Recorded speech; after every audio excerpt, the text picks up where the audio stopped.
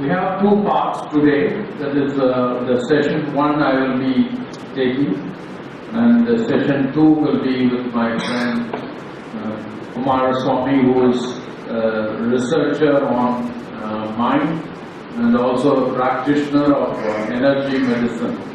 So he comes from Chennai, and he will be talking on the no mind, that is KNOW. And what I am going to talk on no mind, NO mind. So these are the areas of bifurcation of the speeches, or we wanted to give you the overview of the combined no mind and no mind. That is going to be the crux of our talk today. So I will take you through my personal experiences on Arunachala and Ramana Ashram, because still I will also say Ramana Maharshi. So according to him, the body mind doesn't die. Only the soul exists, and there is no death for the body, or the body or the mind that dies away, and the soul is the permanent. So according to him, he is still alive. It's one of the experiences. It happened. It all looks like a dream for me now. About 2 decades back, one of my friends wanted to go to Tiruvannamalai, and then told me whether I would be willing to join him. I said, okay, because till 40 years, though I was born in Cuddalore, not very far from Puducherry, I heard about Ramana Ashram, Ramana Maharshi, but never occurred to me that I should visit the place, because I come from a business family, and I'm so engrossed in our business activity. And suddenly this man calls to my friend, says, I'm going, are you willing to join? I said, okay, just for a day, it's fine. Then I went to the Ramana Ashram, and the first thing is we arrived a little late, and then asked whether they can be accommodated in the Ramana Ashram. So we went, and then the person said, yes, the room is available, and we were about to take the baggage from the car. I was talking to them in Tamil, because I'm born in Cuddalore, I'm a Tamilian. When I started talking in Tamil, then they said, sir, the room is only for the foreigners. I'm sorry, we cannot give the room for you. So that's the first shock I had. He said, it should be given to all, you should treat everybody. Then he said, we first give priority to the foreigners, because they do not know the place. So that's how it is. Then I said, okay. Then I went to the next day morning. I entered the ashram, the shrine of Samadhi of Ramana Maharshi. And when I entered, I had a very, very strange feeling. That is, my whole consciousness, I never had such a feeling of peace. I never experienced such peace. I was just, I was not a meditator before. I just went there, and then it just all happened. I was able to draw into the unique experience of peace, which I never had in my life. And I was sitting there for about 10-15 minutes, and after that my friend said, let's go to the Skandashram and Virupaksha caves, and we just took about a 45 minutes walk to the caves, and it was a very good experience. I liked it, and when I came back, the next day we left.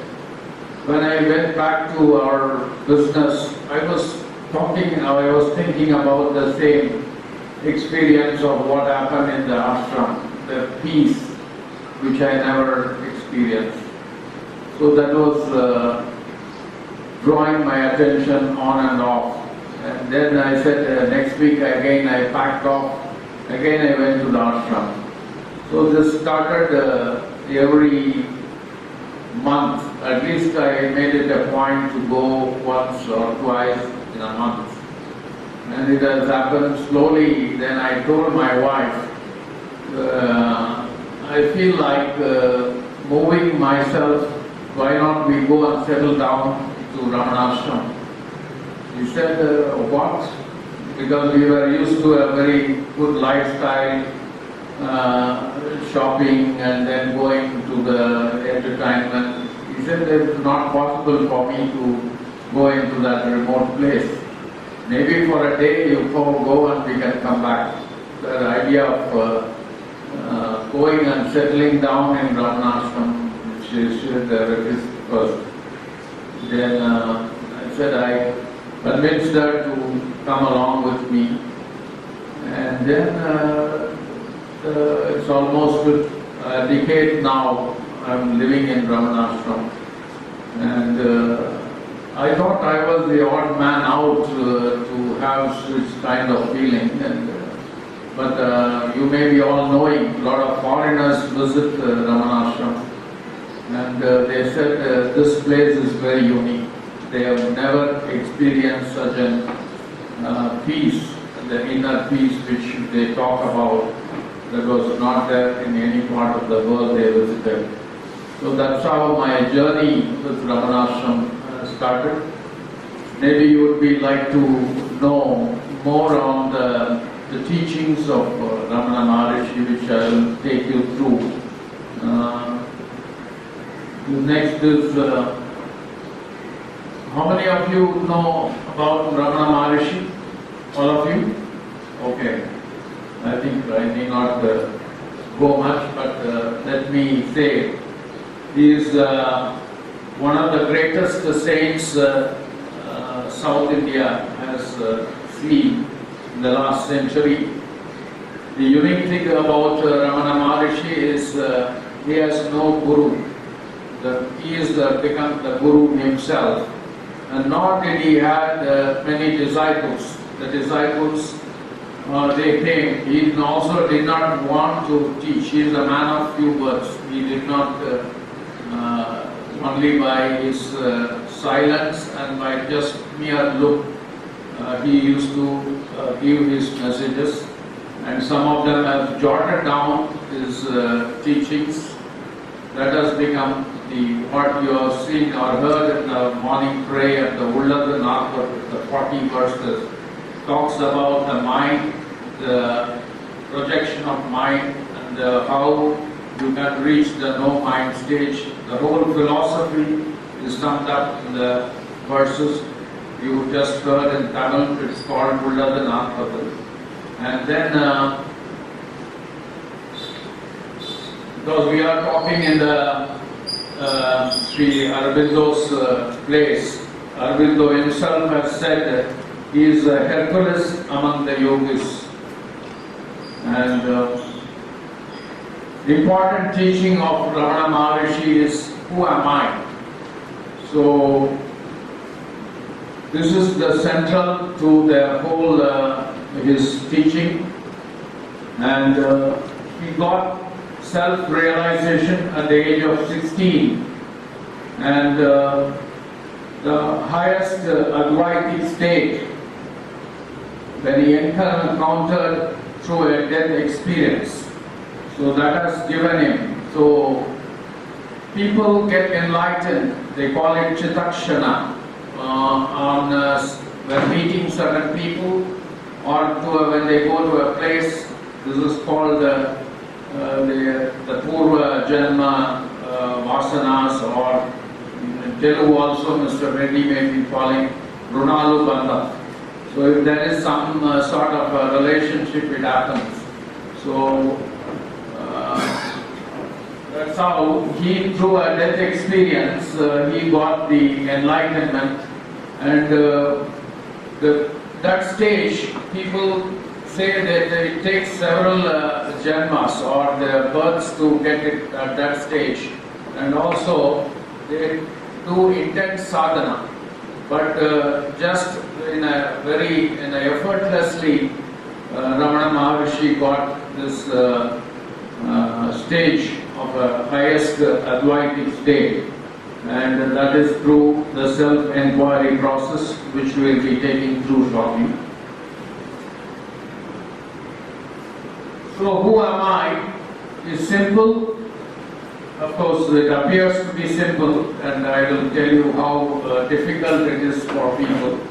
Direct and experiential. And to say who am I, you should also know what are all things I am not. We think that we are the body, we are the mind, but actually we have to say what are all things which are not.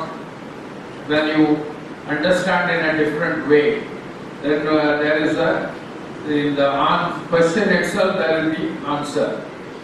When there is who I am not, you can see that you are not the body, you are not the mind, you have the pancha koshas and also pancha indriyas. All these mind has got different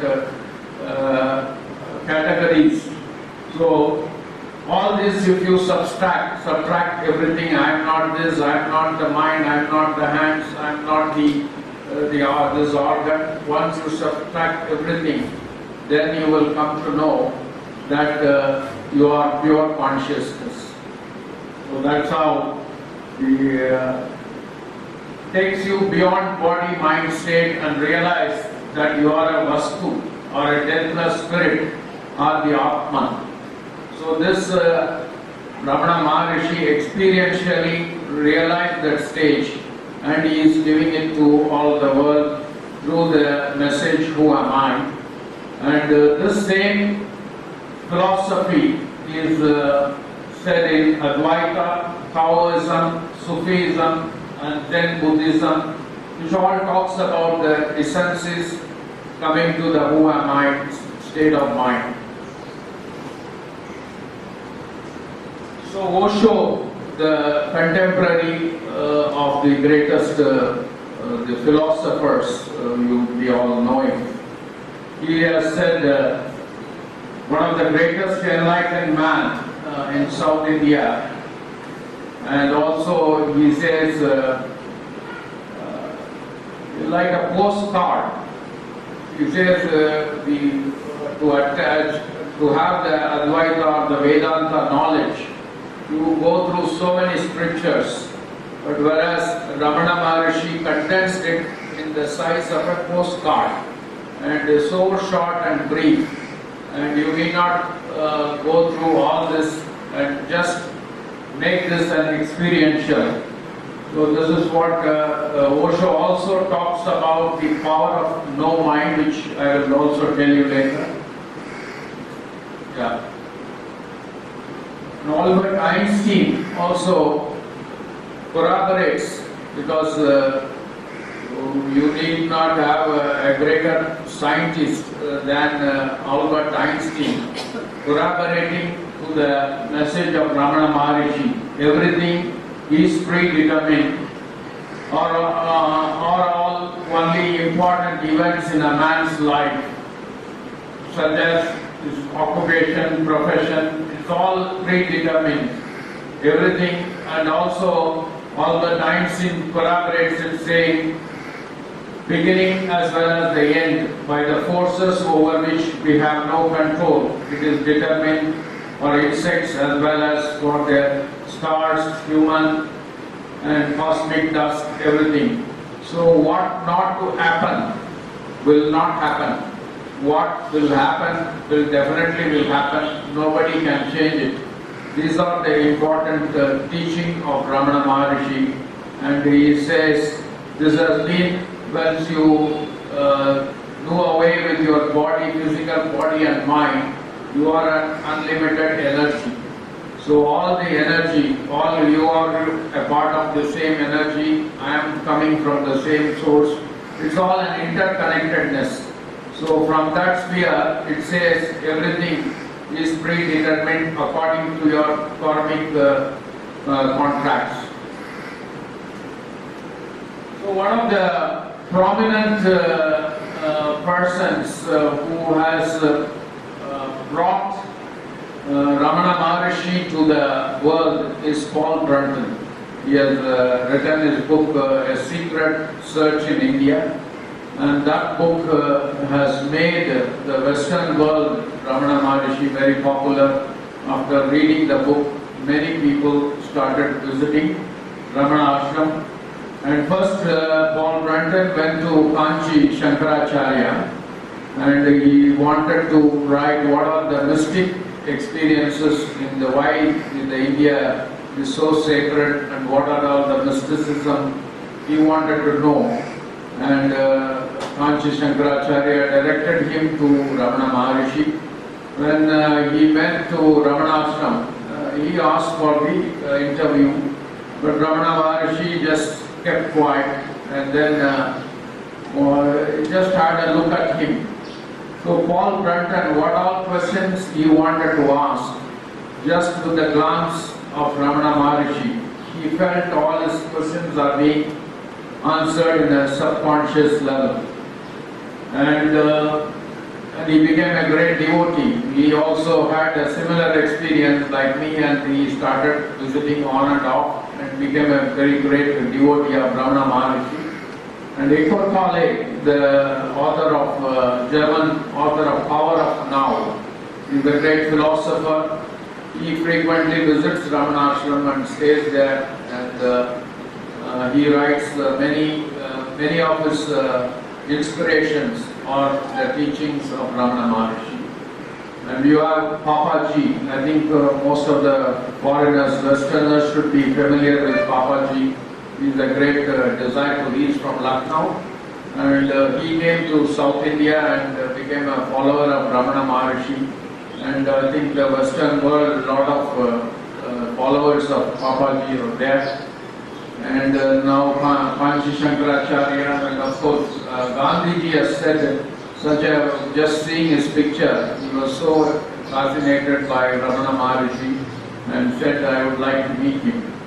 Bernard Shaw. These are some of the prominent personalities who have talked about Ramana Maharshi. How many of you visited Thiruvannamalai? All of you. Okay. This place is, as I told, it's somewhat special, and the Arunachala Mine Mountain is a special energy, or it is only people who are going there feel the extraordinary power. Initially, as I was telling you, I was not a spiritual person when I was still 40, and I was purely engrossed in my own business. I was telling my friend who was there in Ramana Ashram, he is there. He said, unless Bhagavan calls or Arunachala calls, you cannot step into this place. I said, what is this? I have decided to come and I am coming. How can you say? He explained me with the logic. You are getting a call. Who calls you? The person calls you first or you call him? I said, the person only called. No, it is not like that. You have come in his mind first by your tacit, your image, or you have the first mover. You are the first mover. You came into his mind, and then only he called you. Similarly, the Ramana or the Arunachala, without their grace, without their calling you, you cannot get into the place. So that was a logical explanation given my friend. I also agree that this place has got some special energy. Only people who are destined, like you are going back to the theory of predestined, things happen. Then according to the predestined things. So it also happens. Only people who are destined to go will go. And why this place is so special? It is also, you may be aware, it is the five elements. It is the fire element, and also the collective consciousness of all the saints are concentrated in the mountain. So that is one of the things which, of course, you will get. If you go by this Advaita theory, you are not the body, you are not the mind. Still they are existing. Still their energy is felt in the mountain. So that is one of the strong pulling factor of you to go into Arunachala. And this is one of the oldest mountains. It is older than Himalayas. Then it has been seen in all the scriptures.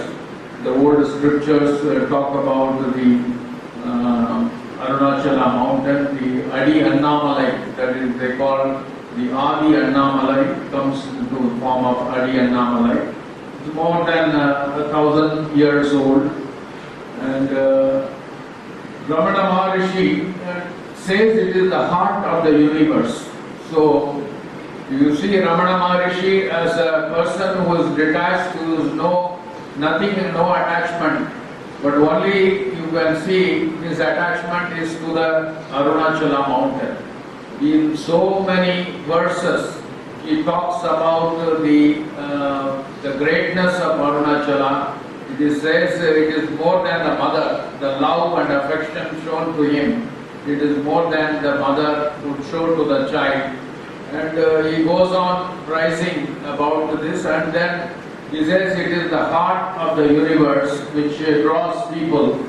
And also, I think most of you here would have visited Skandashram and Virupaksha caves, so which I felt personally for almost about a day. I was there and I was asked to go back by the people. They said after evening 5 o'clock you are not supposed to be there. So that is the kind of energy. Virupaksha Deva, saint from Karnataka. He has a Jiva Samadhi there. And also many saints, Jiva Samadhis are around the Arunachala, which draws the people and it makes you drawing inward. So that is what the whole thing, so which makes the caves or the meditation in the cave, it becomes very a good place for all sadhakas. It's a very good place for these caves where already this energy is present. It's a very good place, or an ambience is created to go into the inward journey, which I will now brief upon. And then these Girivalam. All of you have done Girivalam? But it started in 1980s. It started with a few thousand people. And as we go along, so now the full moon, it attracts about more than 1 million people. And during the Chitra Paurnami, that is, it is going to come, it will be close to 2 million. And during the Deepam, it is more than 2.5 million people come around that place. So it has become so popular now, because what Ramana Maharshi says, you should do that during the full moon time, without any shirts or anything. The moonlight should fall on you. And the Girivalam should be done with the mind focused inward, and it is on Arunachala. But whereas you see nowadays people just happily talking and then going, pushing aside people, and their mind is focused on getting certain material things. This is what why the crowd is swelling, because they say, I went to Girivalam, I got this thing. So this as a word of mouth, it has spread, and it has, you can see many people coming to seeking some material benefits. Whereas Ramana Maharshi says the whole Girivalam should be performed like a pregnant lady, how she will walk. Walk very slowly with the mind focused on the Lord Shiva or Arunachala, and then your mind should be focused on inwards. So this is what how the Girivaram should be practiced.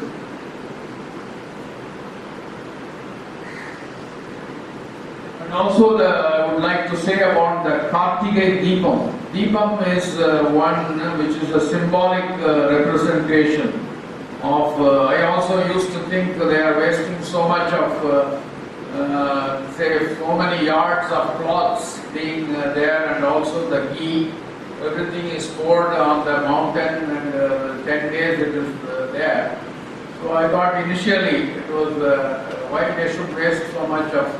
Then I understood it is a symbolic representation, but many of them, just by seeing the flame, they are thrilled and excited. But that flame should come into their inside them. So this is what I used to say many people, but the whole wide world is on experiences on outer, just seeing the flame or the deepam, they get excited and they go back, they forget it. But the whole experience should be drawn towards inside, so that the flame is burning forever inside you. So that should be the spirit of the message of the Kartikeya Deepam. The flame should be inside you. So is the world real or Maya? What is it?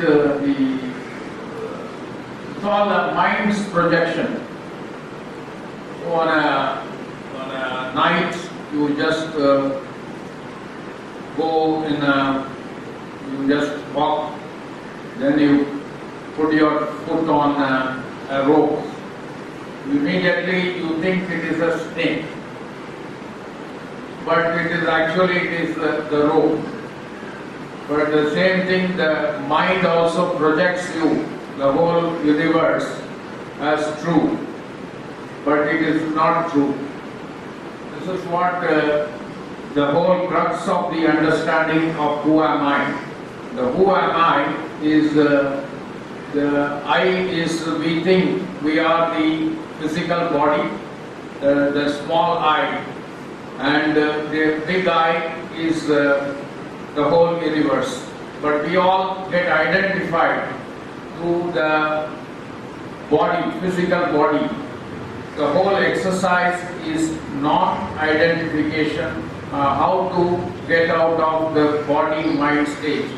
This is what the whole teaching of Ramana Maharshi, that is, you are not the body, you are not the mind, and the whole universe or the whole world is the projection of the mind. And the mind, without mind, can any of us live? The irony is, you should have the mind and you should also know the truth. Actually, the blocking the point, the person who is blocking to know the truth is the mind itself. But the mind, without mind you cannot operate. So this is a bit of a complex situation what we are facing. How to get into a no mind stage, which we will come to you in the later part of the session. And my friend will talk more on the conscious mind, the subconscious mind. So all these things we will take you through. Earlier I was telling Mr. Reddy that can I enact a death experience, which I have done in 2-3 conferences. He said, okay, why not? Because what all I talk, you will just forget and go. So we say how Ramana Maharshi had experienced that death. I would also take you through a journey of death experience. How many of you would like to go through? Okay, I have recorded a voice message. You have to just say that you be with that feeling spirit of being dying. And actually, once I asked some of the college students, and also I go to workshops with many startups now, because Modi government, you should be knowing, is encouraging a lot of startups. the startups, they come with a lot of anxiety. So they don't have a steady income like a salaried person. So I played this to them. Then they said we are attached to very small goals. So what we are giving, what we are capable is unlimited. So this has made an impact on them. He said the power of mind is so large. So they said life itself is temporary. We would like to work hard and see our goals are met within a short time. So it has given a different perception of life altogether. Because our current generation, they are the attachment is more towards money. The money is the first prime driver. So in the process, they forget all this mind, beyond mind, or the Atman or his Vastu. It is not like the mind. So it also blocks their perception. So this is what I told them. Some of them really went through, and we had to. One person actually got into a trance. We had to wake him up. So that energy attack, the going with the death experience was so powerful, and this person went actually into a trance. So I would like you to the final phase, the second phase, where go through this death experience. And Ramana Maharshi also talks about three states. That is, one is the wakeful stage, the one is the dream, and the other is the sleep. You must be all knowing about King Janaka. How many of you do not know? So all of you, King Janaka.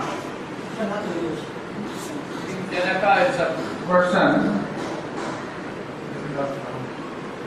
a king who just got enlightenment in a fraction of a second. So very few people like Buddha, Ramana Maharshi, and King Janaka. So just in a fraction of a second, they got the enlightenment. And Ramana Maharshi talks about a wakeful stage. Consciousness has three levels. That is wakeful stage, and also in dream. In dream, I'll come to the sleep. Sleep, there is no body, there is no mind. So in the sleep, if you ask, the consciousness is still there, but there is no mind. The dream stage. So in the dream, how many of you had dreams? You have seen yourself in the dream? So what is the length, how many duration you had the dream? Is it a very short one or a long one? Short, infinite. Okay. And do you enjoy the dream? Oh yes, very good. So the dream stage, you can see yourself. So that is what, these are three levels of consciousness which Ramana Maharshi talks of. And King Janaka, I will take you through a short story of Janaka so that these states are clearly explained to you. He was lying in his bed, and suddenly a soldier comes and wakes him up. So before that, he goes into a sleep, and he gets into a stage where he goes into a sort of a dream stage. He goes. He sees the neighboring king is coming and attacking his kingdom, and he goes and starts fighting in the battleground, and he alone is fighting. There are so many soldiers fighting against him, and then slowly he was fighting in the first. He was very aggressively fighting all of them, and after that he was slowly giving up, and they capture the enemy king's soldiers, capture him and take him to the enemy king. The enemy king says, since you are also a king, I allow you to go out of this kingdom. This kingdom is mine. You should go out of this place. So King Janaka goes out of the kingdom and asks for food. He was terribly hungry. He asked for food. And then all these citizens earlier was very obedient to him. They never obliged him. So he goes out of this border of this kingdom, and the next he goes into another country, and there he finds a small farmer. He has served food to all of people and had only a bowl, very small bowl of food left over, and he offers them to the king. So King Janaka takes that bowl of food. Suddenly, as he was taking, there is an eagle which comes and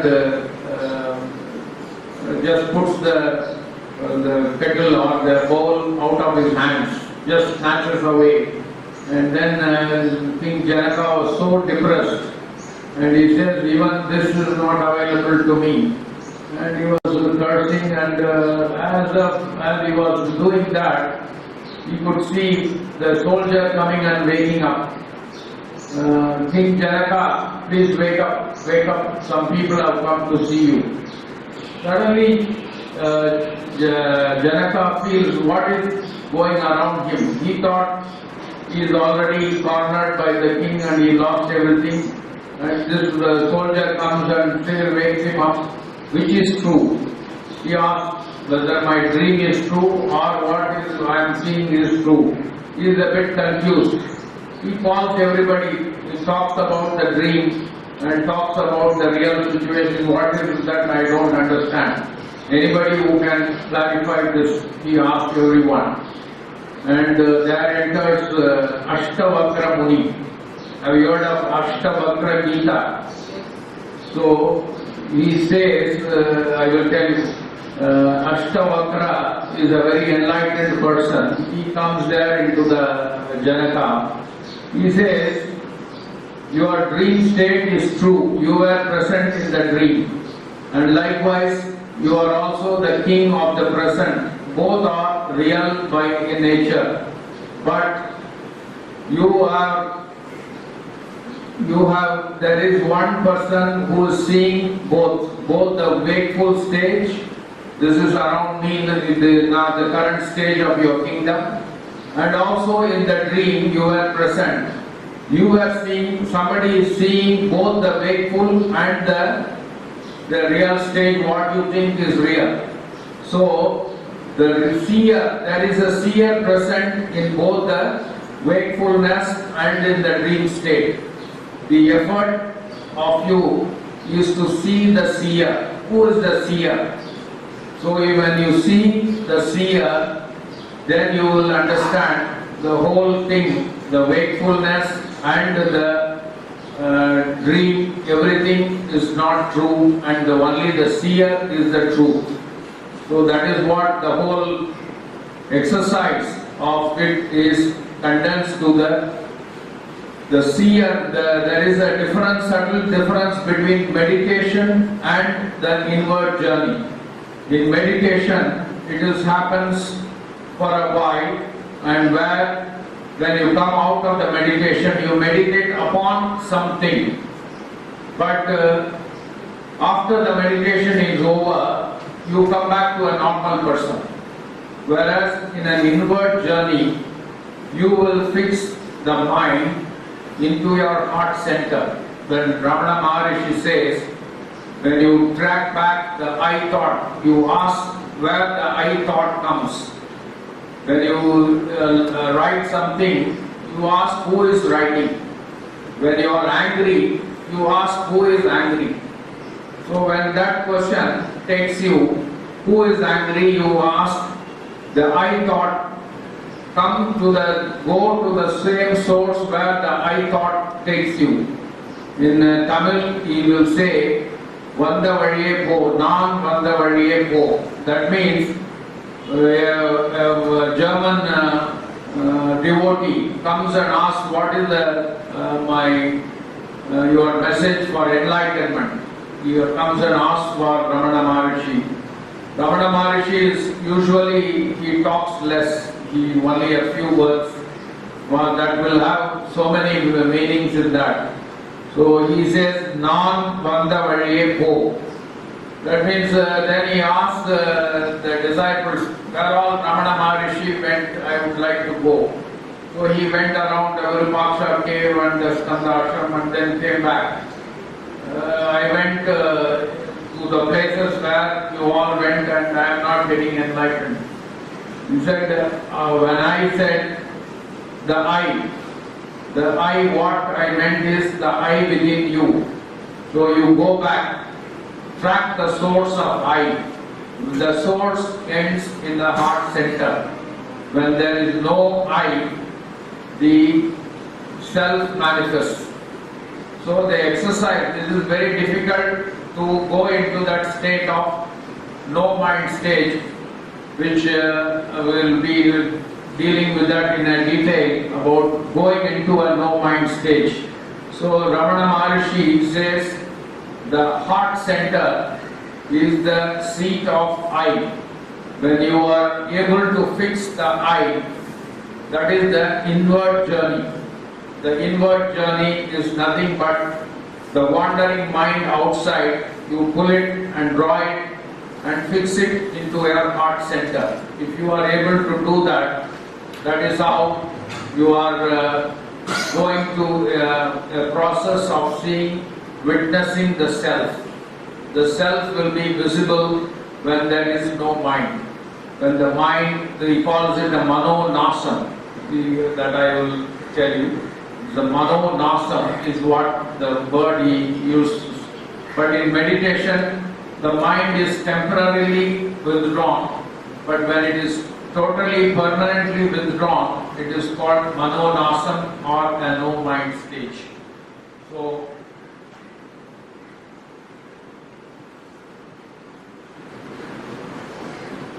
the important message given by Ramana Maharshi is all of us think we are everything. We are an egoistic mind comes. So in his beautiful verse, this Aksharam Anamalai, he says, if you come to Arunachala, the first thing is you will lose your ego, your identity. The best what we think, the identity what we give to ourselves. I am somebody, I am such and such a person. So when you tell your name, I am somebody, I am so and so. So once you come to Arunachala, the first thing what Arunachala does to you is to root out your ego. Your identity will be gone. You are totally eradicated.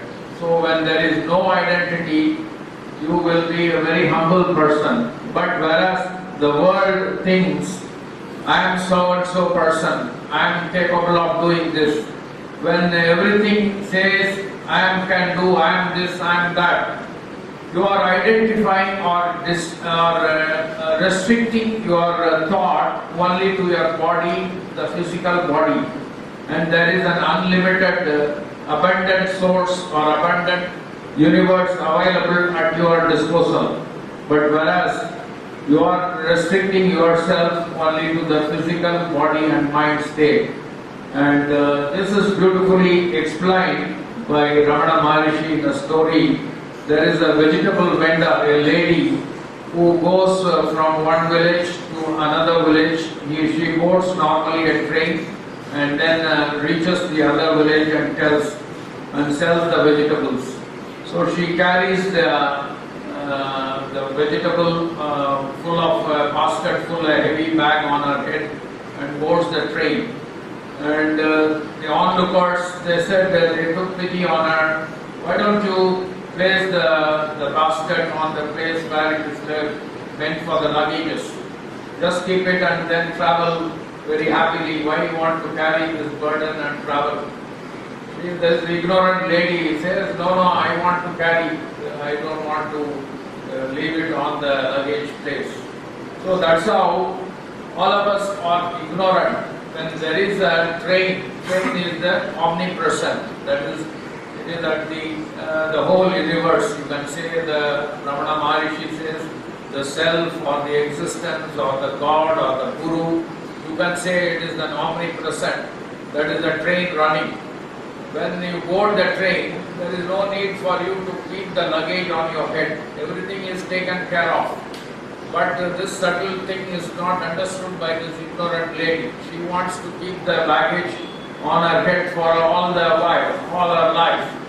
So this is how we carry all our life.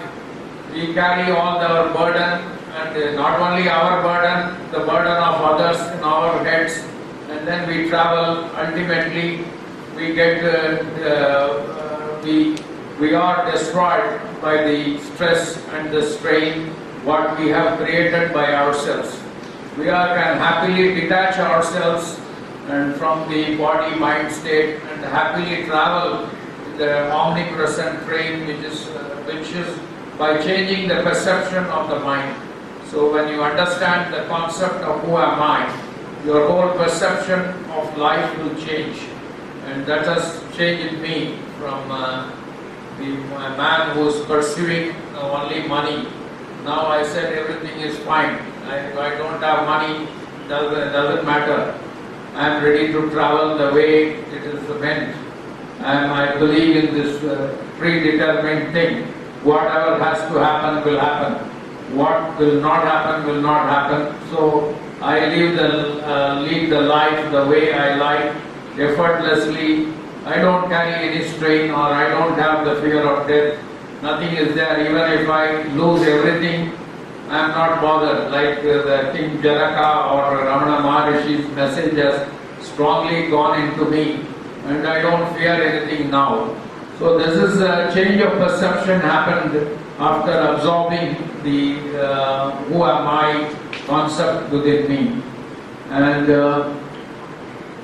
to talk about Ramana Maharshi has a lot of love, compassion to all the animals around him. So there is a cow, Lakshmi, which used to come every day on a particular time. He just used to caress the cow. And also the monkeys used to quarrel with themselves, and then he used to say, compromise them. And also there is a dog. So you can, when you visit Ramanashram, you can see a monument in memory of these animals. And one, I was told in Tiruvannamalai, there used to be leopards and the cheetahs in the mountain. Now it is not there. I think when Ramana Maharshi used to live, suddenly one cheetah came when 3 or 4 of his devotees were walking in his way. And then these devotees were afraid. And Ramana Maharshi just looked at that leopard and then said, hey, you go away, all our friends are afraid of you. Just left the place. So that is the kind of compassion and energy or the feeling he had towards the animals. And one more person, the saint who had the compassion is Vadala. How many people I do not know the Vadalur? Vadala, how many of you know? I would suggest you should visit Vadalur, the Vadalar who also lived in the 1800s. He is a person who advocated timeless mind and deathless body. So one of the few saints who have merged in the universal consciousness with the physical body. So he says, you see your body as light energy. So the Bill Gates Foundation is now working on the ageless body or timeless mind and ageless body. They are working towards immortality, which our saint has already achieved in the 1800s. That is Vadala, who lived not very far from Kadalur and Vadalur are there, and he performed a lot of miracles like lighting the lamp with water and so many things. And his teaching is compassion. If you are compassionate, that is from your heart center, then you feel yourself in the others. When he says, Vadiya Pairai Kanda Podalam Vadine, that means even a plant suffering, he cannot stand the suffering of a plant. So such is the subtle nature of his compassion. When you are compassionate towards people, and when you are able to see yourself in others, that is what the whole Advaita philosophy talks about. When you see yourself in others, you see the whole universe. You are nothing but the universe. I am that. That is the philosophy. It stems out of compassion. So the same thing, who am I, also drives you to that level. And Ramana Maharshi treated everybody, and he never wanted to build an ashram or anything, but subsequently all people around him built, and for him, a poor man or a big man, everybody is same to him. So that is how his state of mind, and he was in a nirguna, that is, there is no quality of mind. There is what is called the state of mind called sargunam and nirguna. Sarguna means different qualities you take. And when it is finally there is nirguna. Nirguna means there is no quality or no state of, there is no character in the mind. You look like a jadam, they call it, a piece of wood, you just witness it. So the best thing you say is to get into a sakshi bhava, that is a witness stage. When you witness, you don't take the position of I am that. You are not identifying it with your body.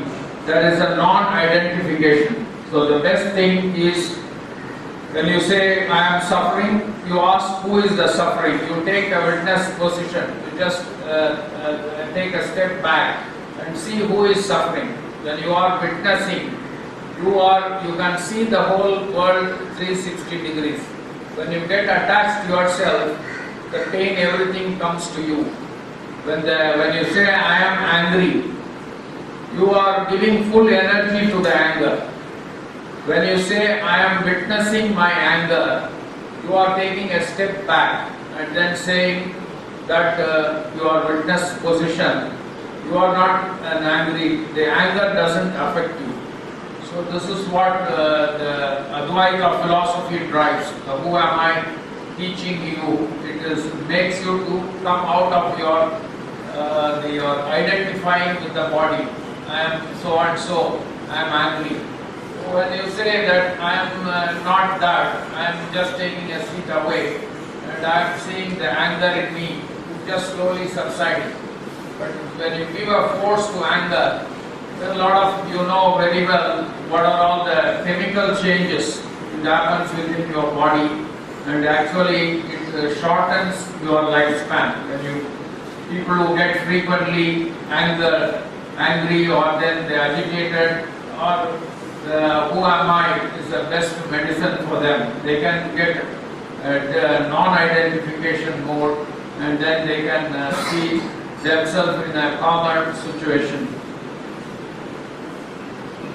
So a lot of books Ramana Maharshi has done. One of the prominent thing is Paul Brunton's A Secret Search in India, and also the Akshara Manamalai. Akshara Manamalai is alphabetically all the verses have been stacked in Tamil. That is, he talks mostly praising on the goodness of Arunachala, and also who am I, and also he talks about the five senses and the thieves. The thieves are the five senses, because you are distracted because of your all your five senses, nose, your touch sense, your eyes, your ears, these are all, he classifies them as thieves, and they distract you from seeing the self. The self is being obstructed or distracted by the five thieves in his Akshara Manamalai. He talks about it, and also he says we are like all small iron pieces, the human beings. Aksharam, the Arunachalam, the mountain is like a magnet, and also we are dragged to the energy of Arunachala like a small iron pieces, and this is a magnetic mountain. And also he says, I am a school dropout. I think most of you may be knowing Ramana Maharshi is a school dropout, and when he came to Arunachala, Bravo, yeah. So he comes from a small village from Madurai called Puducherry by his name Venkatraman, and when he came to Arunachala after a few years, he becomes Bhagavan Ramana Maharshi. The Bhagavan title is given by Kavya Kanta Muni, Ganapati Muni, who is also closely associated with Sri Aurobindo. And he says, even Ramana Maharshi has corrected, he is a very great scholar, Kavya Kanta Ganapati Muni. He is a great scholar, but Ramana Maharshi has corrected some of the Sanskrit verses which is appreciated Ganapati Muni, and he says how a school dropout can do this. This is only because he is omnipresent. He is the Shiva incarnation himself. Because in this Akshara Manamalai, Ramana Maharshi humbles himself saying, I am a Nool Arivilladavan, that is, I am not an educated person, but you made me to write this verse. What I am writing is not my writing, it is all you are making to write this. So this is what, when you give up, he strongly advocates Saranagati, that is surrender as a path for self-realization or seeing the self. So surrender yourself, then everything, the path will be shown. So this is what is one of this teaching on the Akshara Manamalai. Basically, the main purpose is the ego is root out, the ego is sent out of you. When you visit Arunachala, you become, the first thing you become is that you become very humble. Your mind calms down. This is what I have seen. And slowly, as you become more humble and humble, then you are able to see the self. When you are absorbed in the self, the whole universe is a joy and a bliss. And when Ramana Maharshi left his body in 1950, there was a shooting star. Many people saw a shooting star in the sky, which was reported in Hindu in 1950 also. So the light in the physical body has entered the universe. So he's still the guiding light, and still blessing everybody when you go there. When you are getting connected through the self, you will be able to see him. And many of the devotees or the gurus, I have asked them, they said they are able to see Ramana Maharshi himself in their the self. So I am in the journey of seeing, hopefully I will be able to see Ramana Maharshi in the years to come. So when you get absorbed into the self, there is no seer and the seen. When there is a merge with the whole universal consciousness, you can see all their saints' energy, and it will be a great thing to see, the witness, the state of joy. And when he was there, only a few people were around him. In the caves of Skandashram and Virupaksha caves, only very few people were around him.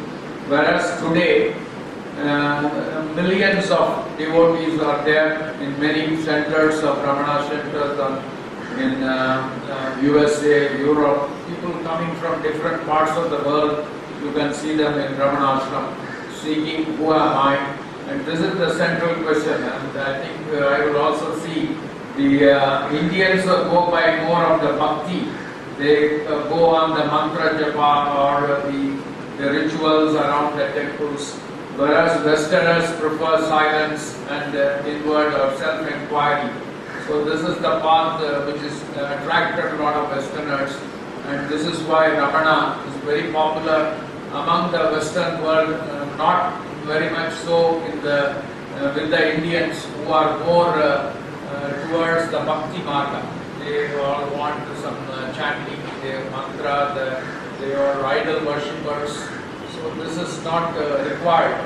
Once you read it, Ramana Maharshi says these are all basic levels of worship, and gradually you should graduate into a no mind stage where you are able to see the God, and ultimately you become the God yourself.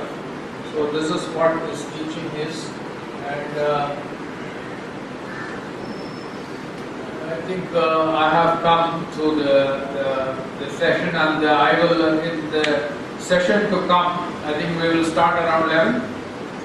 At 11 o'clock we will Muthu will take you through a conscious, subconscious mind and how the brain functions, the whole thing about the gamut of brain and the consciousness, everything will be dealt by Muthu. After that, I will tell you what Bhagavan Ramana Maharshi message to how to attain to the no mind stage, the Mano Nasam, what are all things you have to do, that I will take you through. And after that, we will have a small, ideally people should lie down so that they totally relax themselves in a yoga nidra posture, where the death experience will be more easily achievable, or you get into that state. But doesn't matter, as you sit, you can practice. Questions now? No, I will just finish it, and so that will be the... We have place here, we can have the... No, it doesn't matter. I think they sit, they can hear that.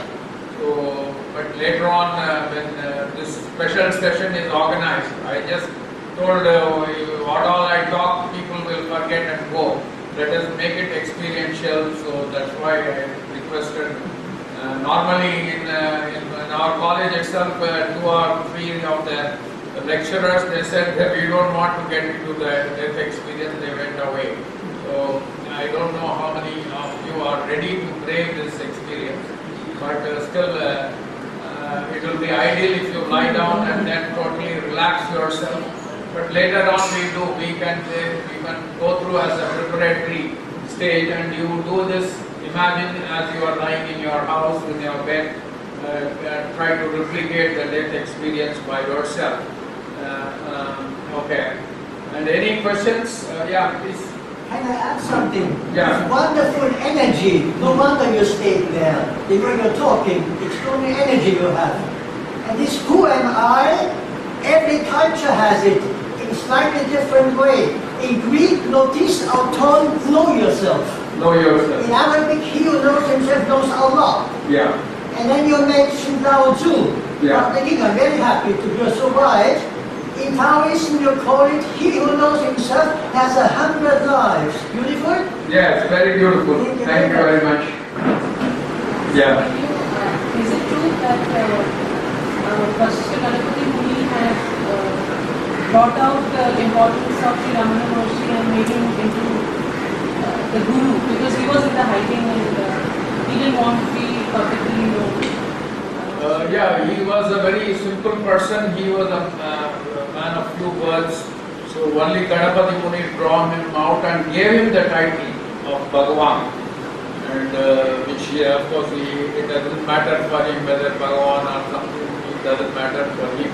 But only Ganapati Muni was one of the persons who made Ramana popular by giving the title Bhagavan. Yeah. Is there some name or something which the Rishi has given to this experience of death? And is it similar to Yoga Nidra or something? It is not Yoga Nidra. In Yoga Nidra posture, you are totally relaxed. Whereas you are going through a process of inward journey into the who am I inquiry.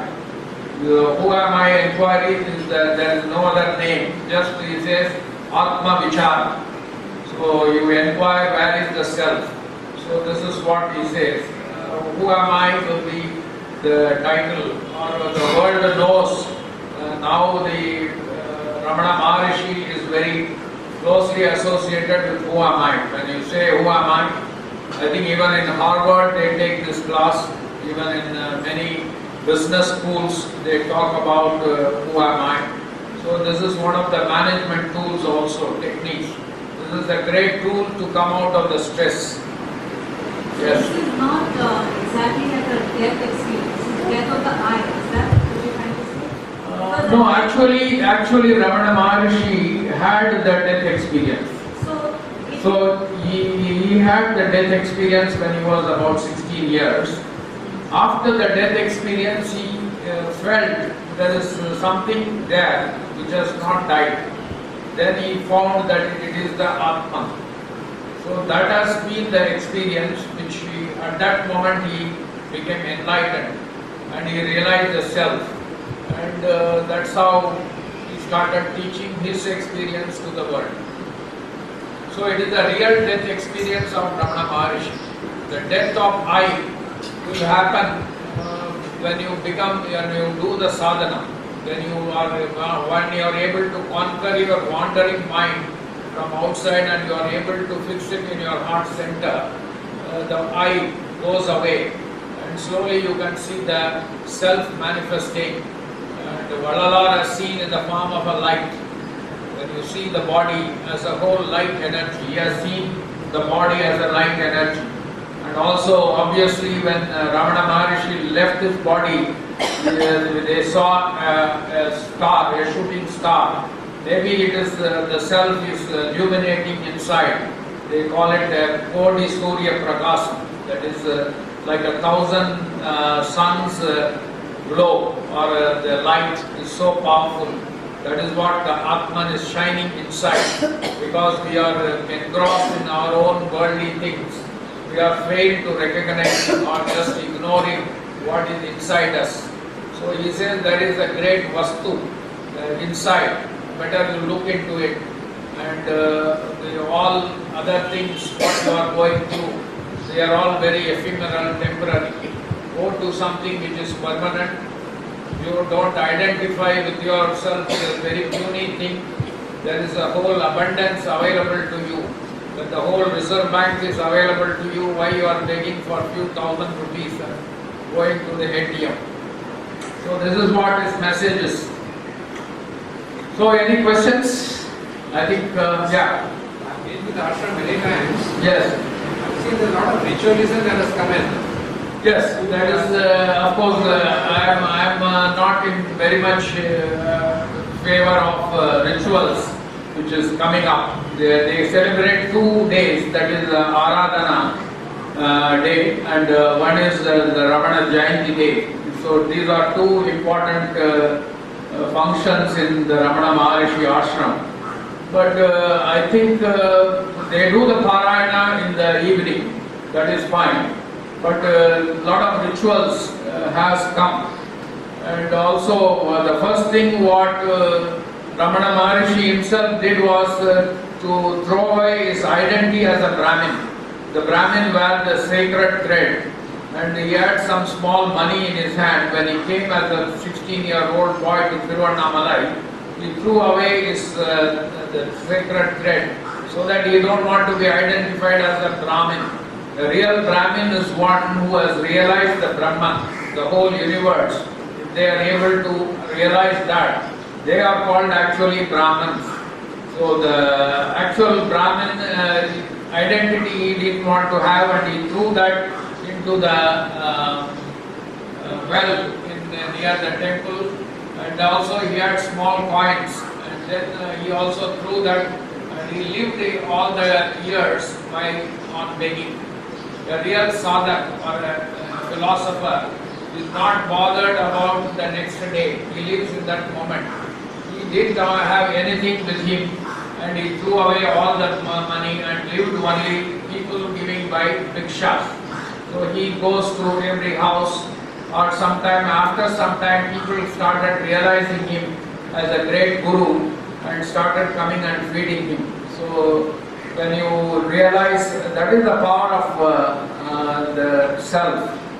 I have one experience to share in Ramana Ashram. There is a devotee, she is an Ayurvedic doctor. She came, she is still there and goes about, and she started wearing sari.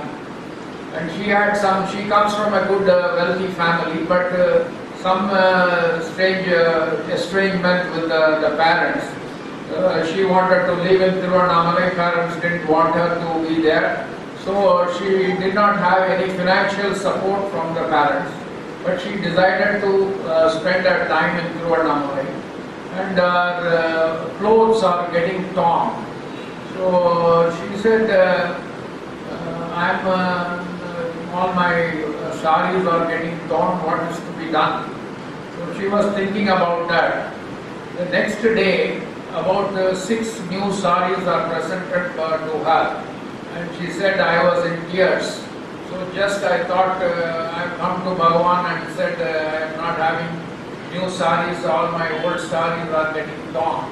And this is the grace of Bhagavan. So like that, a lot of coincidences are there, and even small things which happens. So I think once you go with the faith, the unshaken faith, everything is taken care of. As I told you, when you travel the omnipresent train, you don't be bothered about your own small problems which you created by yourself. So everything will be taken care of. Okay, any other questions? They do advocate chanting the Arunachala mantra. Arunachala, that is, I will deal that in the Manonasham. That is, this is mantra japa or the pranayama. Watching your breath is one of the fine techniques to get into a no-mind stage. The mantra japa are all secondary. The mantra japa or praying on your Ishta Devata or a god or a deity, imagining their images. These are all secondary to what you do the prayers. So the primemost thing is to see that your mind doesn't wander. Fix your mind back to your inward. When you are able to fix that, these are all secondary things. There is even Guru and or the God. Unless there is an intention from your side, then only Guru's grace can help you. So you should be the first mover to just understand. So once you make a first step, then several steps Guru will come and embrace you and take you into the path of self-inquiry. Self-inquiry may it may appear to be a bit easy, but a bit not so easily practicable by all people. But like Bharat, if you say it is 30,000 kilometers, but as you start walking, these are baby steps. You can still complete the 30,000 kilometers. You can see the whole, the path is under your feet. All you should make an effort. Once you make an effort in the path of self-inquiry, definitely you will achieve. I myself have achieved. You can also do that, because I am the person who was fully focusing only on money till 40 years. After the coming in contact with Bhagavan, Ramana Maharshi, and then my whole perception has changed. And I think now I am traveling effortlessly. There is no luggage, no baggage. I just wander freely. Yes. You know, there's a beautiful book called Passages. In the Western world, between 35 and 40, tremendous death comes up. And you mentioned 40, you were. 35 and 40 in the Western world. Yeah. Death comes up from within. Oh, thank you. And between 25 and 32, for the young people now, a voice comes from within, change your life. if they do not change, either they get sick or have an accident, and they interview the many people. It's correct.